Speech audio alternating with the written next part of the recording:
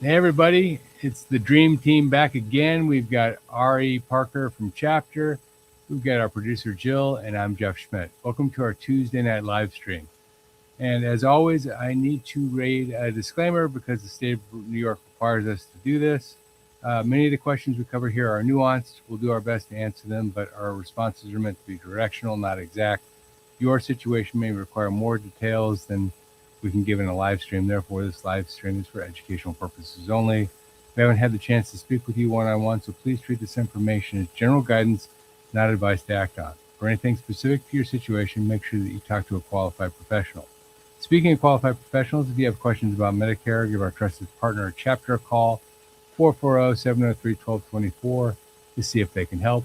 I will put their phone number up right now.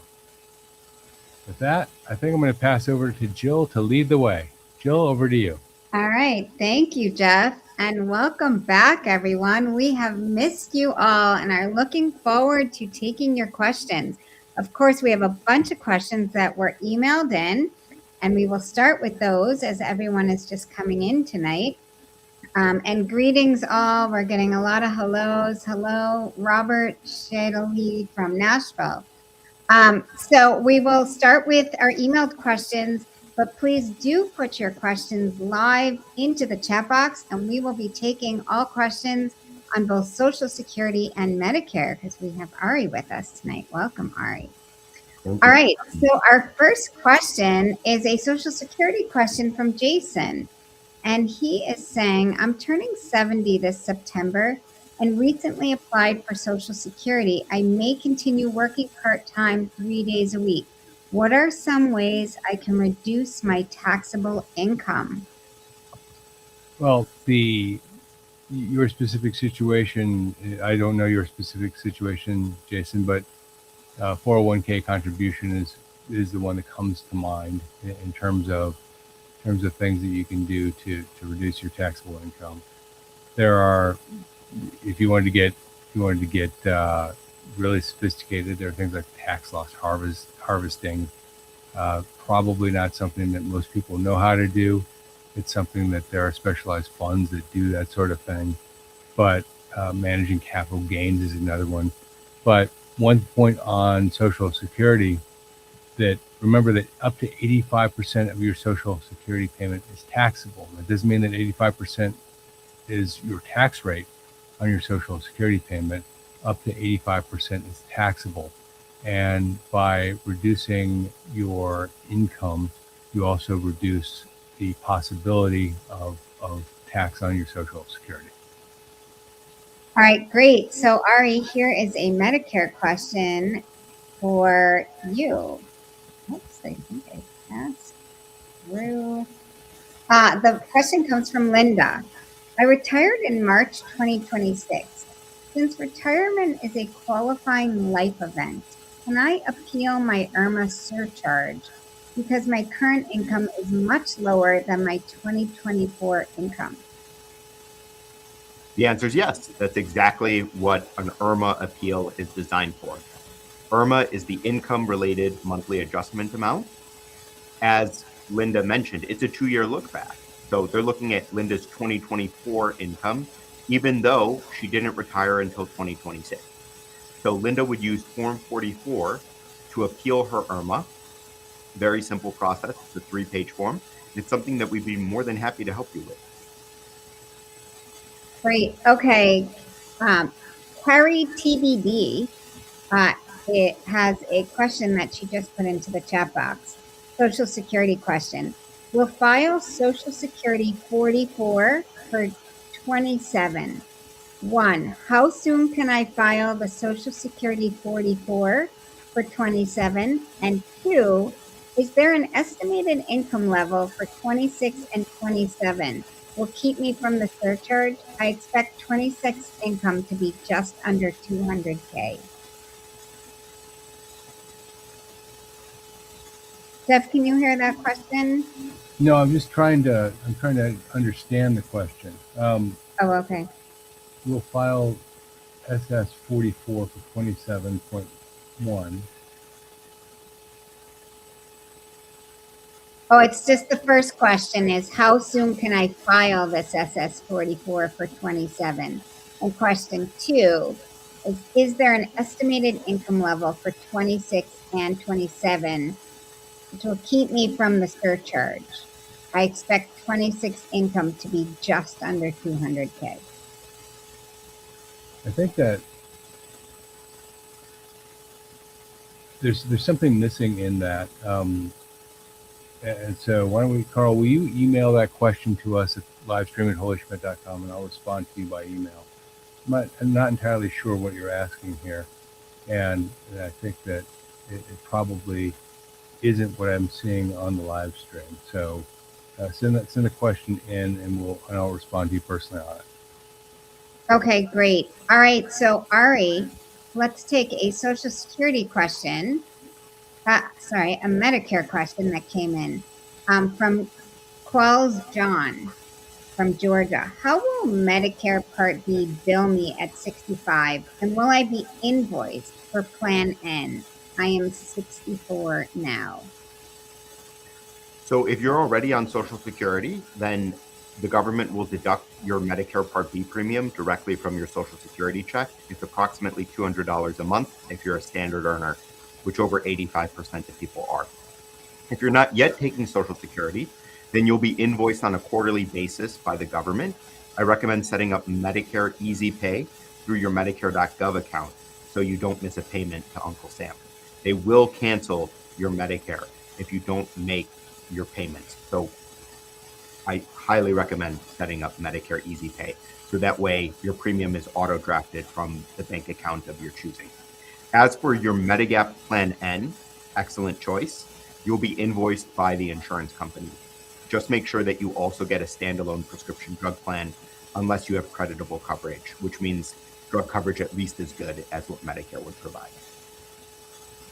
All right, Jeff, there's a Social Security question from Kenny Brook.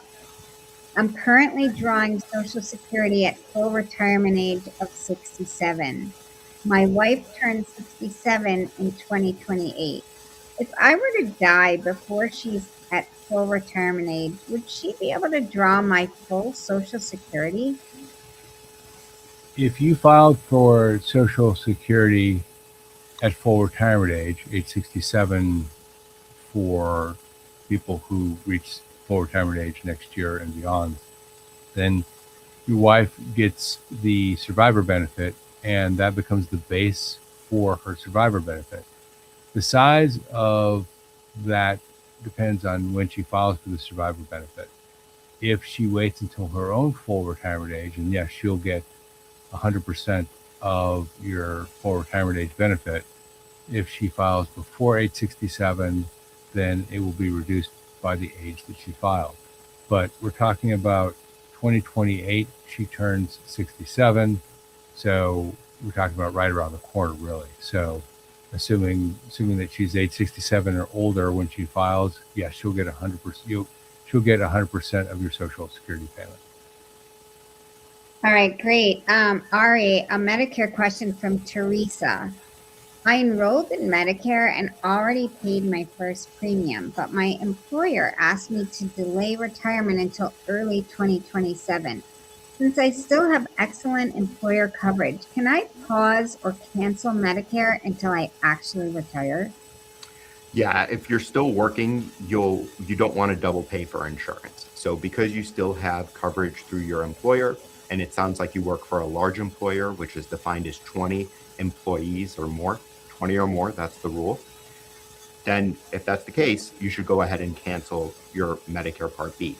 Use Form 1763. It's a one-page form, and it's really easy to accomplish. You just send that by certified mail back to Social Security, or you can fax it to them.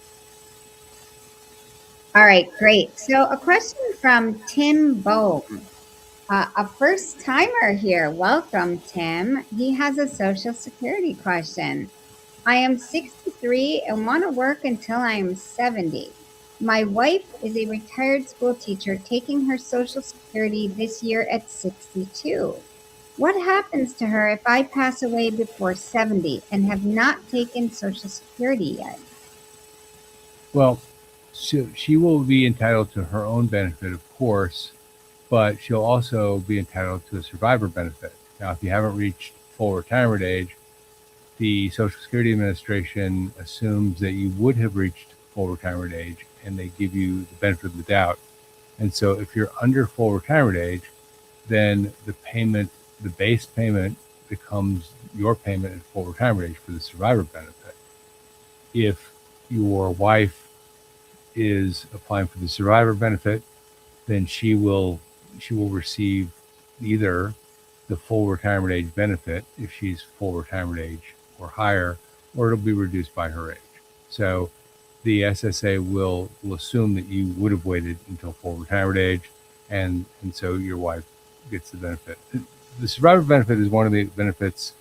I've always said this.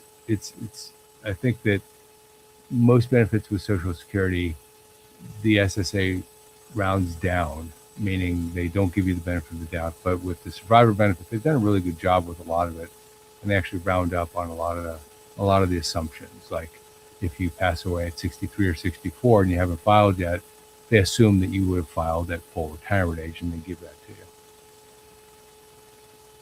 All right, Sherlon has a Medicare question. How does owning property, pensions, investments, or savings affect Medicare benefits or costs? It doesn't affect Medicare benefits. The Medicare benefit is standardized. In exchange for your Medicare premium of approximately $200 a month for this year, you get 80-20 co-insurance with the government. Government picks up 80%, you owe 20% out of pocket. To cover the 20%, that's where it's wise to consider either a Medigap plan, which is also known as Medicare Supplement, or if you don't go to the doctor very often, then perhaps a Medicare Advantage plan might work for you, but need to go through your provider's prescriptions and priorities to decide between Medigap or Medicare Advantage. As for the cost is means tested based on your income from 2 years ago. Now, if you've had a change in your income, and Social Security spells out 8 life qualifying events that would allow you to appeal, then you would use Form 44 in order to appeal what you pay. This would be if the government assesses you a premium higher than approximately $200 per month. Okay, Kenny Brooks is asking a Social Security question for you, Jeff. I'm currently drawing Social Security at full retirement age of 67. My wife turned 67 in 2028. If I were to die before she's at full retirement age, would she be able to draw my full Social Security? This is similar to the question that was asked just a few minutes ago. If she is at her own full retirement age, then yes, she'll get your full Social Security payment. If she's not at her own full retirement age, then it'll be reduced by her age. And in this case, there's a specific schedule of reduction. And so, and by the way, if you are wondering what that schedule is, I have a Social Security quick guide, which you can download. It's absolutely free. Simply go to holyschmidt.com/quick guide, and you'll get a 1-page guide that looks exactly like this. And that guide will tell you that if you are, say, age 64, you'll get 87.8% of the survivor benefit. If you're age 67, you'll get 100%. And if you're age 62, 79.6%, and everywhere in between.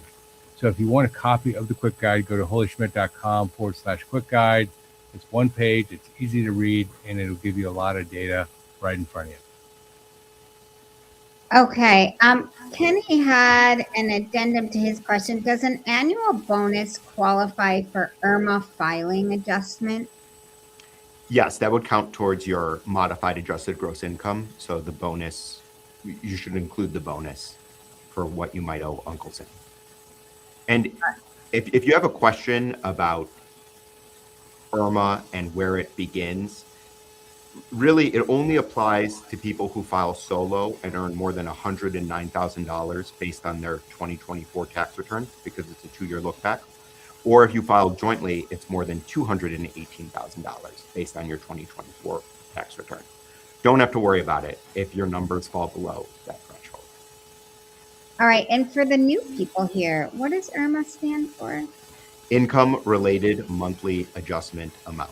So it's 2 high earner surcharges that Medicare assesses you. Okay, perfect. All right. Nellie is asking, what is the current stance for overpayment recovery for Social Security? I have a mess that started in 2020 that's still pending. Social Security is only income and repayment is near impossible. If they've overpaid you, there are a couple of avenues that you have. First, if you were to look at what the options were a decade ago, they would basically stop your Social Security payment until your overpayment was repaid. And then it moved to 10%, maximum 10% of your payment per period. And then it went back up to 100%. Now it's 50%, but you can also file for either a hardship exemption if you in fact do owe the overpayment, or you can challenge it. And the challenge, the important thing to note is there are 2 time periods when it comes to challenging it. And it sounds like you've already dealt with these, but there's a 30-day time period and a 60-day time period. A 30-day time period is the period in which you can challenge it and the clock stops, meaning that they don't reduce your Social Security payment. And a 60-day time period is the last time you can challenge it without a really good explanation as to why you went beyond 60 days.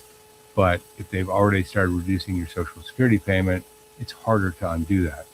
If this has been going on for 5 or 6 years, then it sounds like you're in the throes of this, and it sounds like something that you really should talk to somebody about to help you if it's been going on this long. All right, great. Linda has a Medicare question. My Medigap Plan G premiums are increasing for 2027. Should retirees expect premiums to rise every year, or do they sometimes stay the same or even decrease? 2 separate aspects to this question. For Medicare Part B premiums, usually they rise, sometimes they go down, but in general, I would expect the Part B premium to be slightly higher for next year. So maybe it goes from approximately $200 per month for this year, maybe it goes up to $210. That'll be announced in late September, potentially even mid-October. And Jeff and Jill will keep you informed as to those announcements. But those numbers haven't been announced for 2027 yet. As for your Medigap Plan G premiums, those also tend to rise every year. And candidly, I haven't seen an insurance company that cuts its Plan G prices. So typically, your premiums for Medigap will go up gradually each year as you age. Now, if you'd like to know whether you're overpaying for your insurance, Plan G is standardized under federal law. So any insurance company's Plan G offers the same hospital and medical benefits as any other insurance company's Plan G. Then give us a call. We'd be more than happy to price check it for you and make sure you're not overpaying. Sometimes we can save people even $1,500 in a year on their Plan G premiums. You compound that over 25, 30 years, that's a huge savings. All right, Jeff, a question emailed in from Kevin. Can you explain how the younger spouse's full retirement age affects a spousal benefit? My plan is to claim at 70 in 2027, and my younger spouse plans to file at age 67 in 2029. Would we leave money on the table if my spouse filed in 2027 instead? Potentially. So in 2027, your spouse would be age 65, and her full retirement age is age 67. And so the spousal benefit is based on the age of the spouse when he or she files for the benefit. It has absolutely nothing to do with the amount or the reduced amount if you file early for your own Social Security payment. So you could file at 62 and your spouse would still get 100% of the spousal benefit, if she waited until full retirement age. However, the opposite is true. If she claims early, then the spousal benefit is reduced.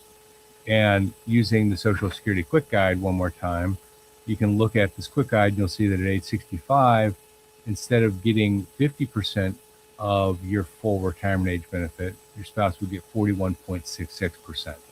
And so there is a reduction if your spouse files early. Okay, Pozo Photography is asking, if one is already on Social Security, are they automatically enrolled in Medicare when turning 65? Is there really anything for me to do? Yep, if you're already taking Social Security, you'll be automatically enrolled in Medicare. You'll receive your red, white, and blue card about 3 to 4 months before your 65th birthday. Your coverage will begin on the first of the month in which you turn 65. So let's say Jill's birthday is November 24th. Her Medicare would start November 1st.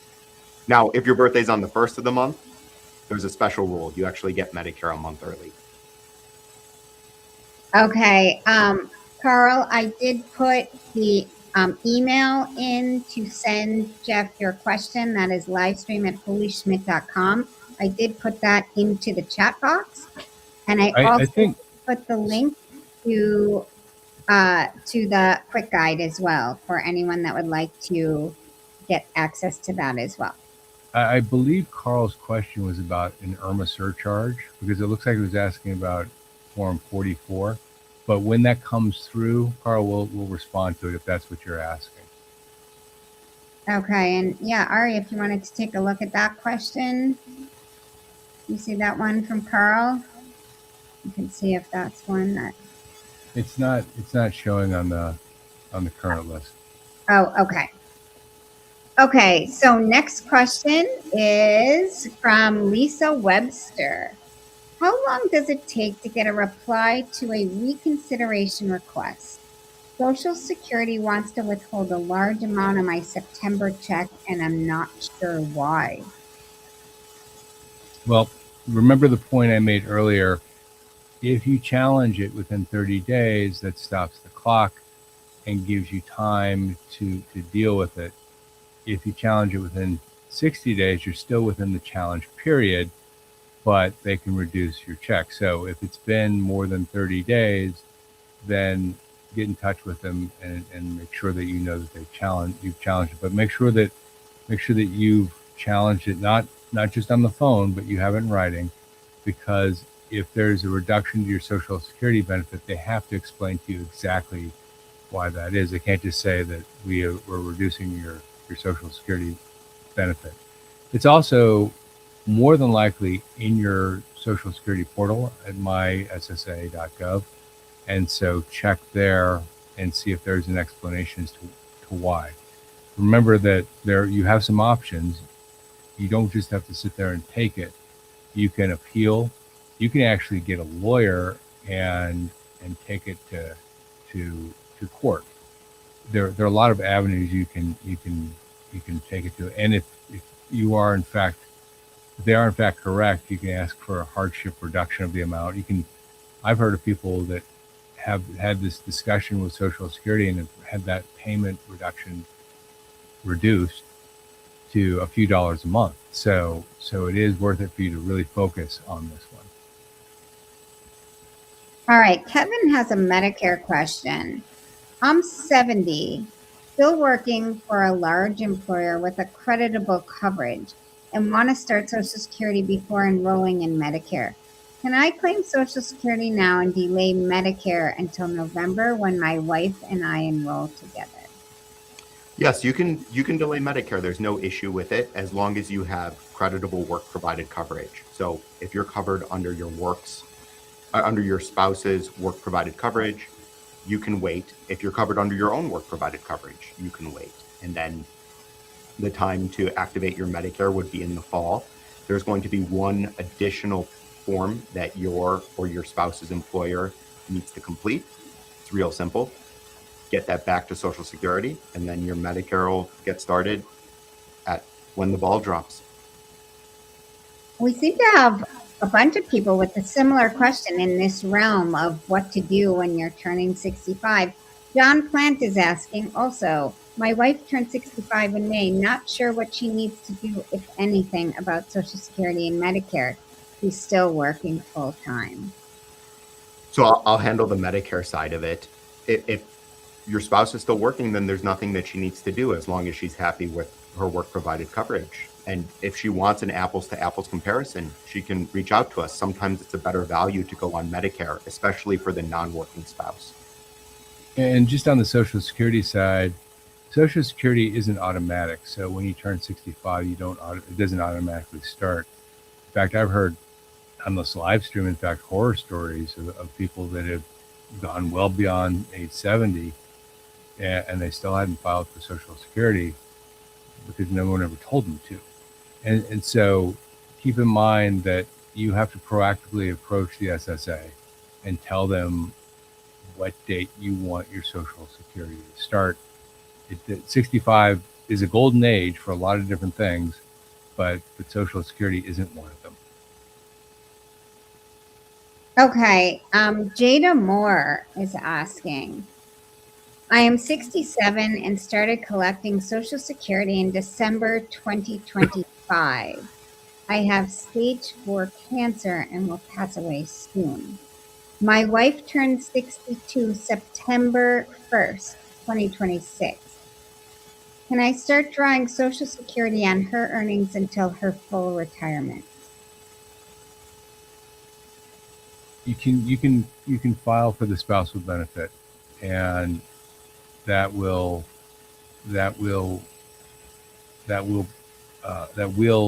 create, in many cases, a reduction of your own benefit because the SSA will give you a bit of a haircut on your benefit.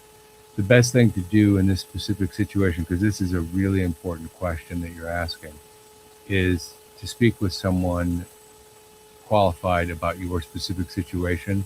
And there are actually Social Security calculators out there, not the kind that you find online, but there are some pretty in-depth calculators that are available. If you talk to the right person, they'll run them for you for free. Send me your information on livestream@holyschmidt.com, and maybe I'll do this for you myself. All right, great. And you know what? So it says here, the question at the end said, when I said, can I start drawing, meaning him, it says, I think the word wife is missing. My wife start drawing the spousal benefit? Social Security on her earnings until her full retirement. Yes. She can start drawing her benefit and then switch to the survivor benefit. There is no penalty if she does that. The survivor benefit is, remember how I said you can round up, or Social Security rounds up with the survivor benefit. If this was just a spousal benefit and she was drawing her own benefit, that would be a reduction in the spousal benefit. But she can take her own benefit and then later switch to the survivor benefit. Okay, great. And Jada, wishing you all the best. Tim Bohm has a Medicare question. When I turn 65 and am still working full-time and on my employer's health plan, do I still need to sign up or register for Medicare but not pay premiums? No, there's nothing that you need to do if you're still working, as long as your employer has 20 or more employees. Now, it might be to your benefit to take Medicare Part A only. The only thing here is whether you're on a high deductible health insurance plan and contributing to a health savings account. If you're not contributing to a health savings account, then take Medicare Part A only. If you are contributing to a health savings account, don't do anything. We want you to max out that health savings account. You can use it for any qualified medical expense once you retire. It's a great way to save money on your taxes and to pay for your healthcare costs. All right, Harriet has a Social Security question. I was told that if I claim Social Security at age 67, my benefits won't be federally taxed no matter how much additional income I earn. Is that true? No, it's not true. Age 67 provides you with the ability to work and collect a full Social Security payment. Taxation on Social Security is based on something called combined income, and it doesn't matter what age you are, it's calculated the same way. It is your adjusted gross income plus 1/2 of your Social Security payment plus any tax-free income. And if you happen to be working outside of the United States, there are some additional income that you add back in. But for 99.9% of the people, those are the three calculations. All of that is added together, and then it's compared to, or it's compared to the threshold for taxation on Social Security. The fact is, approximately 85% of Social Security recipients don't pay tax on Social Security, even if they do have a threshold that they've crossed, simply because there are a lot of deductions available, standard deductions, and now the new 65 plus deduction, which is $6,000 a person, which reduce or eliminate taxation on Social Security or on your income in general. And so it's something that you should talk to your tax accountant but just being at full retirement age doesn't automatically exempt you from tax on Social Security. You probably won't have tax on Social Security if you're like 85% of the people in the country, but you should talk to a tax accountant about that. All right. Sandra Paul has a Medicare question. I'm paying for Medicare and Supplement Plan N. I recently went back to work and am eligible for benefits from a large employer. Can I choose between my employer health plan or Medicare? Absolutely. If you decide to go with your employer's health plan, then you would simply cancel your Medicare using Form 1763. And you would also want to call your supplement insurer to make sure that you cancel your Plan N. And then when you stop working, you'll have the opportunity to re-enroll in Medicare and also to sign up for Medicare Supplement coverage. Okay, Dan has a Social Security question. If a wife claims Social Security at 62 and her husband waits until 70 to maximize his benefit, how does her benefit change once he files? If she claims at age 62, then a portion of the spousal benefit is permanently locked in at age 62. I think that's the question you're asking. So let me give you just some concrete numbers here. At age 62, your Social Security payment is reduced by approximately 30%. So if you had $1,000 Social Security payment and you filed early at age 62, that would be $700 versus $1,000 at age 67. So there's a $300 reduction there. If your spousal benefit at full retirement age would have been $1,500, then again, there's about a $300 reduction in the spousal benefit. So the spousal benefit is attached, or it is related to your own or her own Social Security payment. And there's a concept called dual entitlement. This goes along with that. Now, if someone is entitled to two benefits and they're eligible for both at the same time, the SSA is just going to give them the higher of the two benefits. And so if your wife at 62 is also eligible for a spousal benefit, then they're going to give her the higher benefit anyway, even if she just files for her own benefit. So it's something to keep in mind.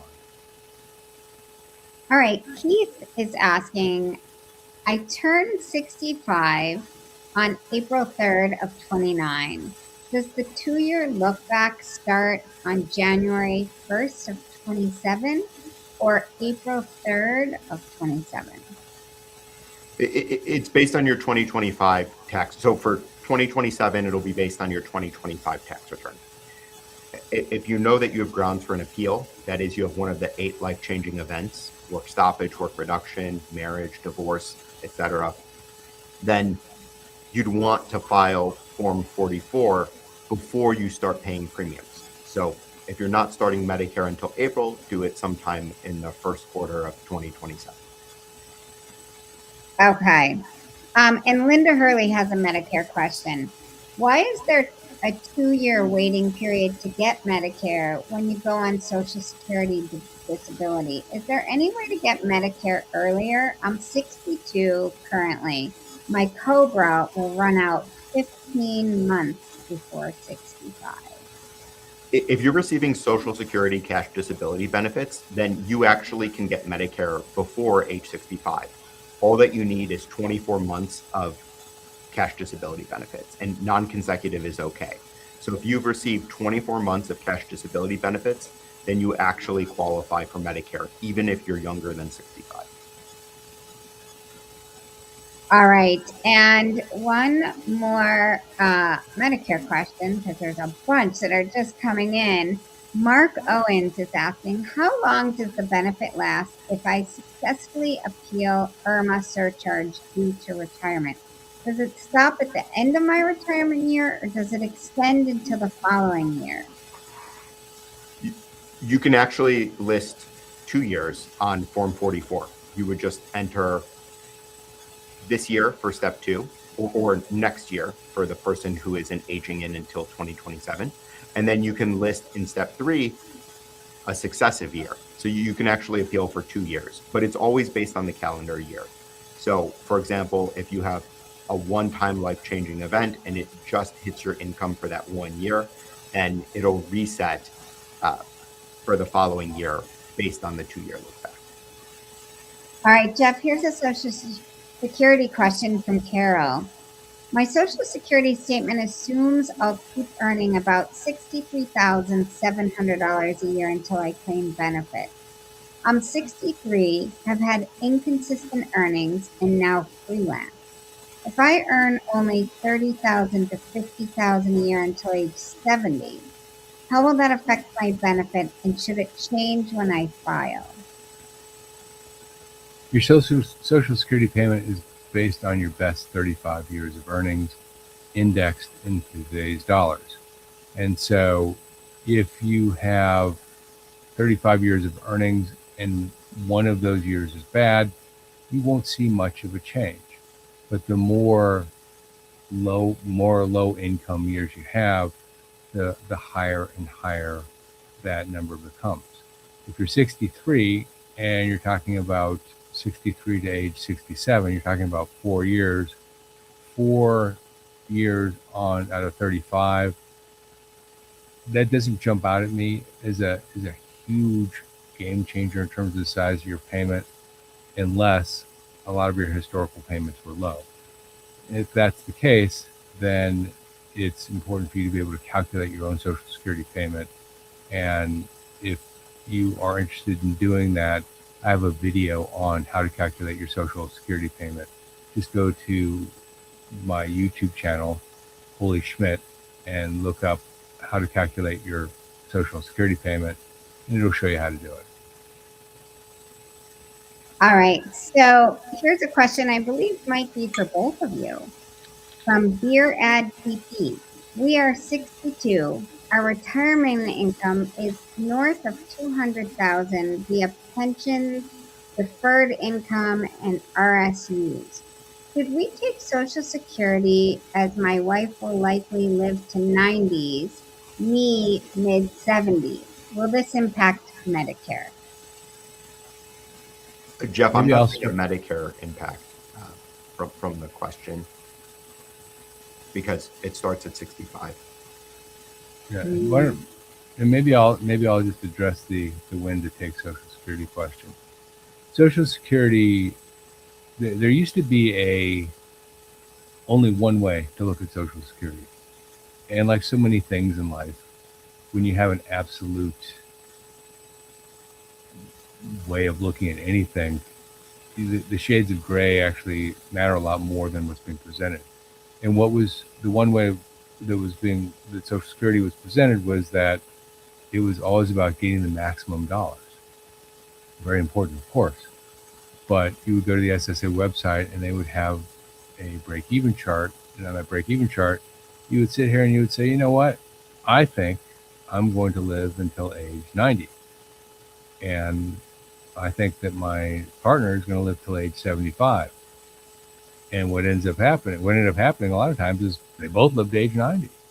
And so at best, that break-even chart was a very crude estimate of when to take Social Security. But today, people take Social Security for different reasons. Sometimes they have enough money to live a really nice retirement, despite the fact that they take Social Security early. And maybe that same couple wants to spend 5 or 10 years traveling because they just really want to enjoy that part of their lives. And so they decide to take Social Security early. Or conversely, maybe the one spouse wants to protect the other spouse with a higher survivor benefit. And so that one spouse takes Social Security at age 70 because the survivor benefit is based on the age or the amount that the person who passed was receiving with Social Security. There are a lot of reasons to choose when to take Social Security. And so I would encourage you to actually spend some time thinking about what is really most important to you. Some people just need the money and they take it at 62. Is it the best reason to take it? It's a reasonable one, I suppose. I couldn't sit here and tell you hand on heart that's the best outcome for a lot of people if you actually just do the math. But sometimes the math is not what people are using, what they need to use to make the decision. So the answer to your question really is it depends on your personal circumstances. All right. Ari, a question for you from Douglas Mandelis, but I see that you might have answered something later on. Can we go from G to G plans without underwriting? So to switch from one Medigap letter type to another, it's very likely that you'll have to answer a few questions about your recent health history. There's no reason to overpay for a standardized product though, and each Medigap plan letter type is standardized. So you can do that price check anytime. We're more than happy to assist. You don't need to wait until the fall in order to change your Medigap. All right. George Manson, he's thanking you, Jeff, for all that you provide in education and advice. And he's a teacher in Michigan and had IRMA questions. George, I'm looking through the chat box and trying to find your IRMA questions. I don't see them here or in emailed questions. So if you do have questions, please put them in and we will get to those. I do see a question from a George, but it's about Social Security COLA. I don't see one about IRMA. Okay, so George Manson, if you have some questions, please put them in and we'll try to get to those. All right, BGC Cajun has a question. I retired in January at 62. I'm now 63 and have an opportunity to work in a fully remote position for close to my previous salary. Is there any way to pay back what I've received in Social Security and install? So you have a couple of options here. The first is if you're within your 12-month window from the time you filed until now, you can repay Social Security, including any deductions. In this case, you wouldn't have any because you're under 65. And then you can undo your Social Security application. You get one opportunity to do this. The SSA won't let you do it twice. So if it's within 12 months, you can do it. If you're outside of the 12-month window, the next best thing you can do is ask the SSA to hold part of your payment because you really don't want to be in a situation where you are receiving a payment from Social Security that you have to then give back. And they will find out. And I've heard of horror stories of people who didn't realize that they actually had to repay their Social Security payment if they started working again and went out and bought a new car, thinking that they had all this extra money. If you tell the SSA to withhold your payment, then those funds are put back into your account, and then it's later given back to you in the form of a higher Social Security payment. Now, is it an exact match to what you would have gotten if you had just not claimed? I suppose technically, if you did the math, it should be, but but I wouldn't count on anybody who has to manually calculate uh, uh, your Social Security payment manually. So hopefully you're within 12 months. If you're within 12 months, you can repay it and undo what you've done. All right, Tim Bohm has a question for you, Ari. When my wife and I turn 65, I plan to still be working with an excellent health plan from my employer for both of us. What happens at that time and she is taking Social Security? Stop her Medicare premiums? Yeah, you would just want to disenroll from Medicare Part B for your spouse. Form 1763, it's one page. You just get that back to the government by sending it through certified mail, dropping it off in person, or faxing it to them. Form 1763. Don't want to double pay for insurance. You have excellent work provided insurance. We want that to cover you and your spouse. All right, Deb Zimmerman has a question, Medicare question as well. I have insurance through husband's employer. They don't cover GLP-1. I'm retired and have Medicare. I wanted to add D to qualify for the bridge program, but was told I cannot if I have his insurance. I would say go ahead and give us a call because there's more. It's a great job that you already found the Medicare Bridge program for your GLP-1. I'm just not sure why they're conflating your Medicare coverage with your spouse's work provided coverage. I would definitely need to know more about your situation to understand where that's coming from. Perhaps you're still on both coverages. That's what comes to mind. Yeah, I don't know. It doesn't say here. Yeah, give us a call.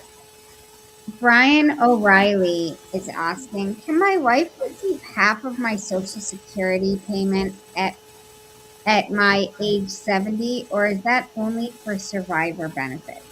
I was born on May 18th, 1962, and she was born on August 20th, 1969. So there are two things there. One is the survivor benefit is 100% of your Social Security payment adjusted for the age at which your wife claims the survivor benefit, not 50%. So what you're probably referring to is the spousal benefit. The spousal benefit, your wife can get up to 50% of your full retirement age benefit. So for most people, that's it between age 66 and 67. And that's where it stops. Even if you wait until age 70, her maximum payment is 50% of the amount you would have received at full retirement age. And that assumes that she waits until her own full retirement age. Again, it will be reduced if she files early, but on the flip side, she has absolutely no benefit by waiting past full retirement age, so she should file for the spousal benefit at her own full retirement age, provided you've already filed for your primary insurance amount. All right. Ari, there's a question from Beer Ad. I'm trying to see if I'm reading this correctly. Medicare was due the 2-year look back. And does Social Security bring me over the edge? Does that make sense? Yeah, it does. So Social Security counts towards your modified adjusted gross income. That's where the question comes in. I'm not sure what your specific income is. The threshold amounts for this year, based on your 2024 tax return, $109,000 if you're a solo filer, $218,000 if you're a joint filer, and then it's graduated from there. So people who earn $750,000 or more, they're in the very top bracket. All right. Hello, Michael Swami. So glad to see you here. He's noticing that when ads come on, that they're missing valuable information. Anything we can do about that? And Michael, the live streams are recorded. So yeah, Jeff, I don't know about what can be done about that. Probably nothing, but that the recording is there so that you will be able to go back and re-listen for anything that may have missed. I don't know, Jeff, do you want to add anything to that? Just write down the time and go back to it. It'll be ads are they're not random, but they're not always at the same time on live stream. Okay. A Social Security question from Brian O'Reilly. Oh no, we just did that one. Sorry about that. Okay, RSD3NY. I'm receiving Social Security benefits. Of the 35 years, I have many years with $0. I'm working part-time now, so some zeros should drop off. Will Social Security automatically adjust for this, or do I need to contact them? No, they will automatically adjust for it, even if you start claiming Social Security. If you continue to work and you're not at the earnings limit, they'll continue to adjust adjust your payment up. One point to note here, though, is that historically your payments are based on historical earnings adjusted to your current age. Assuming you're 60 or older, they get adjusted up to age 59. Once you reach age 60, the multiplier is 1.0. So if you earn $10,000 back in 1986, that's a 4.06 multiplier, I believe, and that's worth $40,600 today. That's the adjustment. So if you continue to work, there isn't, and you're over age 59, your multiplier is going to be 1.0. Still better than nothing. And the offset is that you also get the cost of living adjustment on those flows. Even if you don't claim Social Security, you still get the COLA adjustment on top of what your Social Security payment is supposed to be. All right, George Manson has his question, his IRMA question. Does IRMA change for more than a year if I go back to teaching in a contract and throw the last 2-year window off? If I do, does it last forever or for just a year or two? It's just based on the calendar year. So if you went back to teaching in 2027 and let's say you made $200,000 teaching, they wouldn't see that until 2029 because it's a 2-year look back. So in year 2029, that's when the government would look at your 2027 tax return and assess whether IRMA applies.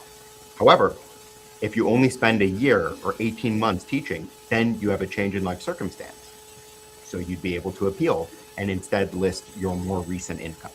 So I wouldn't stress about it too much. All right, Malcolm has a Social Security question. I'm 63 and retired in January. I started Social Security in March, but may return to work.